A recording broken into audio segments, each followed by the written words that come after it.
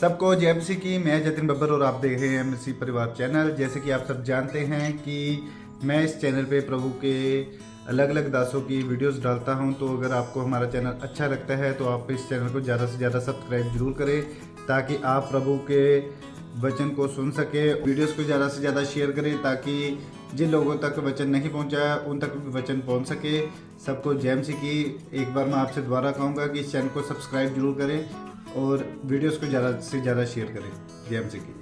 समर्थी प्रभु, आज जब तेरे लोग तेरे कलाम को, तेरे वचन को सुने, ये वचन इन्हें सर से लेकर पांव तक अभिषेकित करे यीशु मसीह के नाम में। और परमेश्वर, आज जो परेशान आए हैं, अपना प्रेयर टॉपिक लेकर आए हैं, वो आज हल पाने जा रहे हैं यीशु मसीह के समर्थी नाम में। आइए हम पवित्र बाइबल को खोलें, प्रभु के वचन की ओर बढ़ें। भजन संहिता 56 अध्याय उसके 8 वचन में देखेंगे। तू मेरे मारे मारे फिरने का हिसाब रखता है, तू मेरे आंसुओं को अपनी कुप्पी में रख ले। परमेश्वर आज अपने वचन से आपको कह रहा है कि जो आपकी आंखों से आंसू निकलते हैं, आज कई लोग दुख में हैं, गम में हैं और वो आंसू बहाते हैं। कई लोगों को मैंने देखा, वो तरह तरह की परेशानियों की वजह से अपने घरों में रोते रहते हैं। पिछले दिनों में मेरे पास एक बहन आई। वो बहन बहुत रो रही थी। उसका परिवार पूरी तरह से बिखर चुका था, उसकी लाइफ पूरी तरह से खत्म हो चुकी थी और मैं देख रहा था कि उसके आंसू बिल्कुल भी नहीं रुक रहे थे। जब आप नए नए चर्च में आए थे, आपकी आंखों में आंसू थे। आप किसी प्रॉब्लम में जूझ रहे थे, किसी बीमारी में थे, कर्ज के नीचे थे, या किसी ना किसी परेशानी ने आपको अंदर से तोड़ दिया था। आपने बहुत सारे आंसू बहाए। इस संसार में बहुत सारे लोग आंसू बहाते हैं। मेरे प्रियो, इस दुनिया में तरह तरह के आंसू बहाए जाते हैं। गम के आंसू, दर्द के आंसू, दुख के आंसू। कई लोग इमोशनली आंसू बहाते हैं। कई लोग अपनी प्रॉब्लम की वजह से आंसू बहाते हैं। कोई बच्चों से परेशान है इसलिए आंसू बहाता है। कोई अपने परिवार से दुखी है इसलिए आंसू बहाता है। हर इंसान कोई ना कोई बीमारी की वजह से, दुख की वजह से, घाटे या नुकसान की वजह से आंसू बहाता है। एक विश्वासी भी आंसू बहाता है।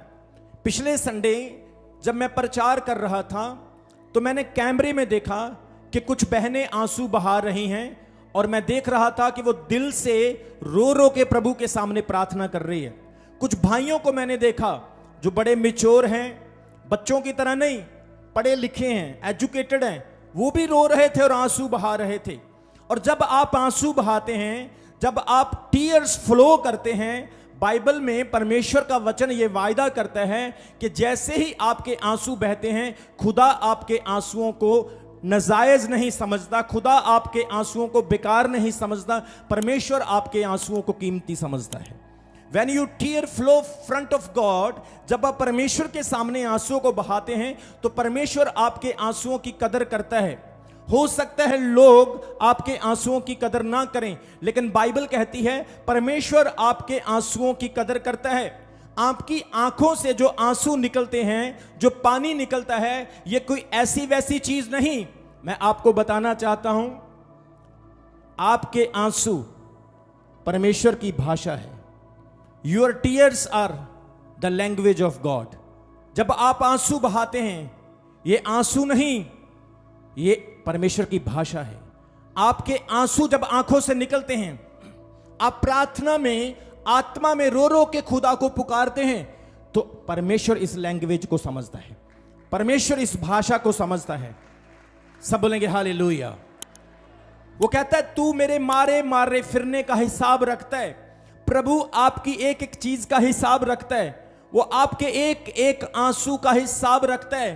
आप रात को प्रार्थना में रोए थे, सुबह प्रार्थना में रोए थे, आपने अपने जीवन में बहुत सारा दुख सहा। ऐसा ना सोचे मेरी बहन, मेरे भाई, कि परमेश्वर आपको नहीं देख रहा है। वो जिंदा परमेश्वर है। जब आपका बच्चा रोता है, आप उसको देखते हैं। जब परमेश्वर का बच्चा रोता है, वो भी उसे देखता है। आप परमेश्वर के बच्चे हैं और वो कहता है आपका दर्द मैं देखता हूं। वो कहता है आपके आंसू मैं देखता हूं। वो कहता है आपके टीयर्स को मैंने अपनी बोतल में, मैंने अपनी कुप्पी में रखा है। परमेश्वर के पास एक लेजर लगा हुआ है, स्वर्ग में एक किताब लगी हुई है, जिस किताब में एक एक चीज को लिखा जाता है, आपके अच्छे कामों को, आपके बुरे कामों को, यहां तक बाइबल कहती आपके आंसुओं को भी स्वर्ग में लिखा जाता है। परमेश्वर क्या कहता है?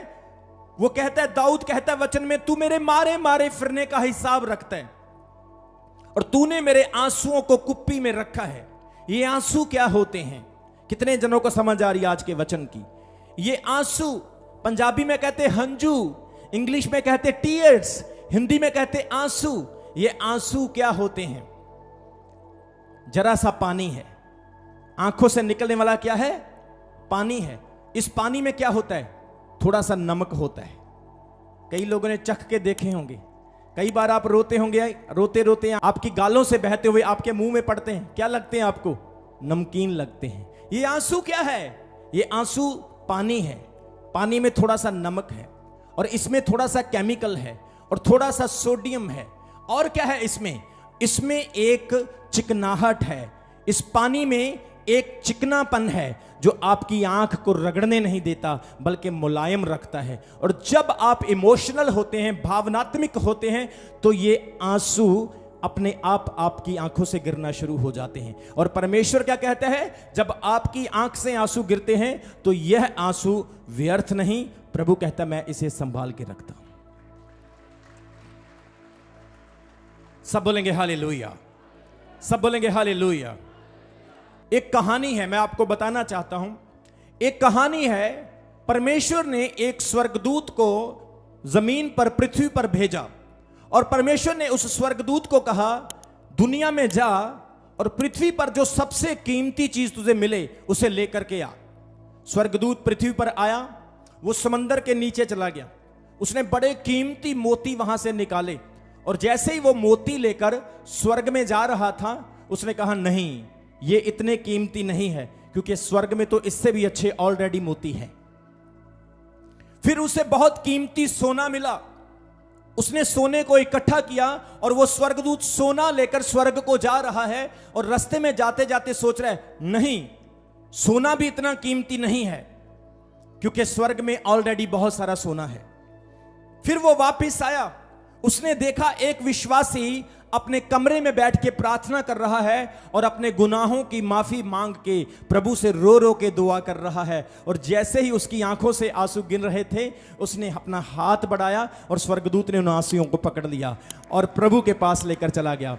और उसने हेवनली फादर को, उसने स्वर्गीय पिता को कहा, हे स्वर्गीय पिता, न मोती, न सोना, न चांदी, न पैसा, इस पृथ्वी पर मुझे कोई कीमती चीज नहीं लगी, लेकिन मैंने देखा एक पापी इंसान अपने कमरे में प्रार्थना कर रहा था और आंसू बहा बहा के रो रो के तुझे पुकार रहा था। इस सारी चीजों से कीमती मुझे ये आंसू लगे। पिता ने कहा, सचमुच मेरे लिए यह कीमती है जो लोग रो रो के मेरे सामने प्रार्थना करते हैं। जोर से बोलेंगे हालेलुया, जोर से बोलेंगे हालेलुया।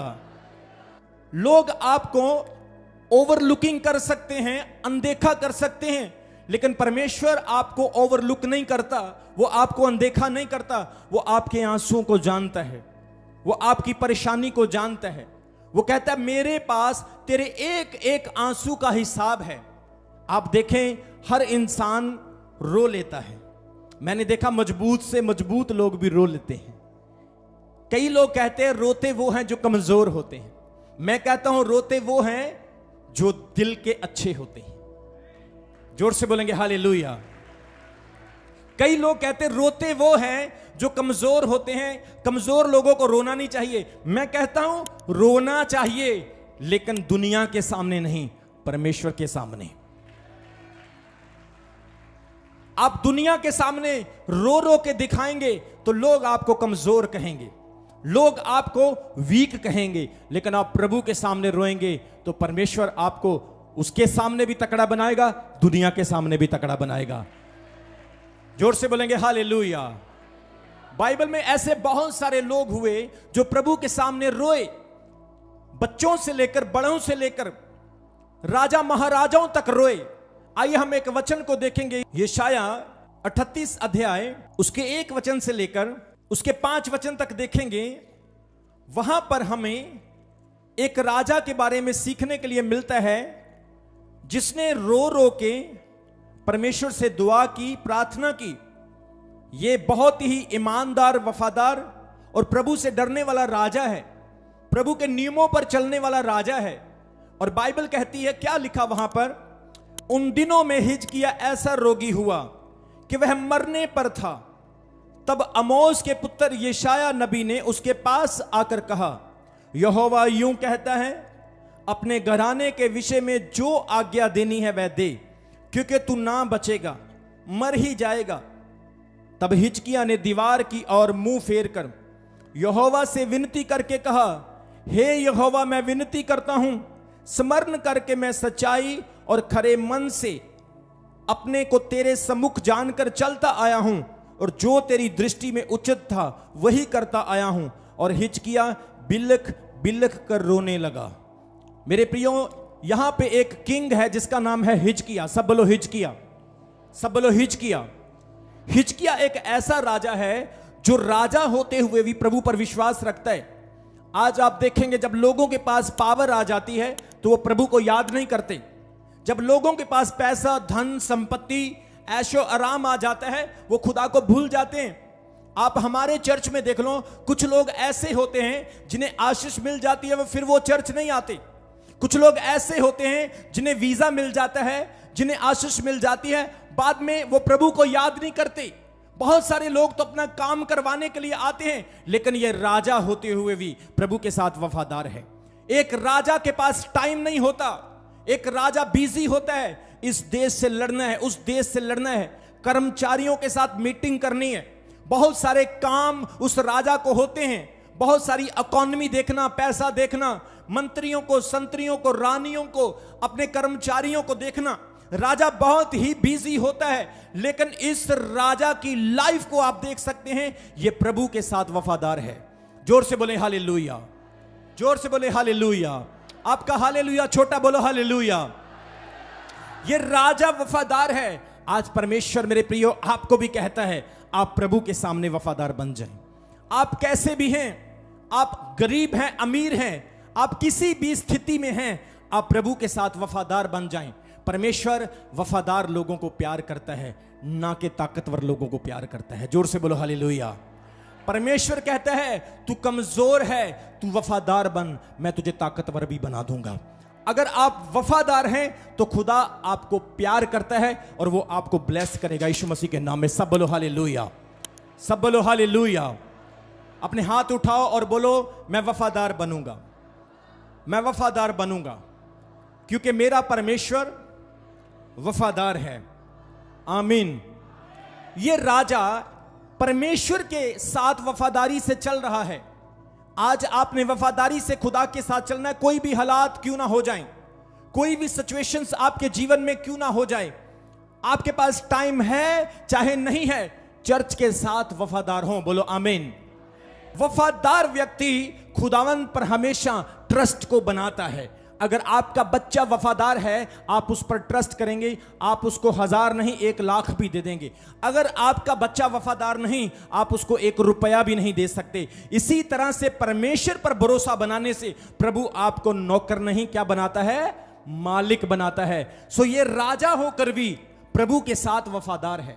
क्या आप चर्च के लिए वफादार हैं? क्या आप अपनी प्रार्थना में वफादार हैं?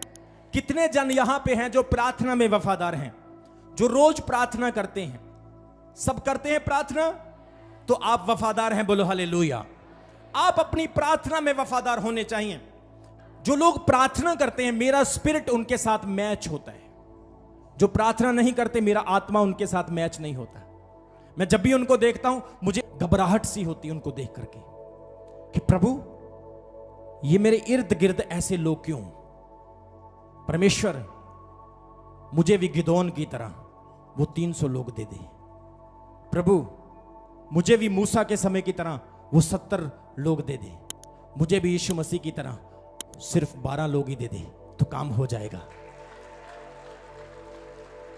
और आज प्रभु का आत्मा करे, परमेश्वर आप में से बहुत सारे लोगों को खड़ा करने के लिए जा रहे हैं। आप में से बहुत सारे लोगों को खुदा विश्वासी नहीं चेले बनाएगा यीशु मसीह के नाम में।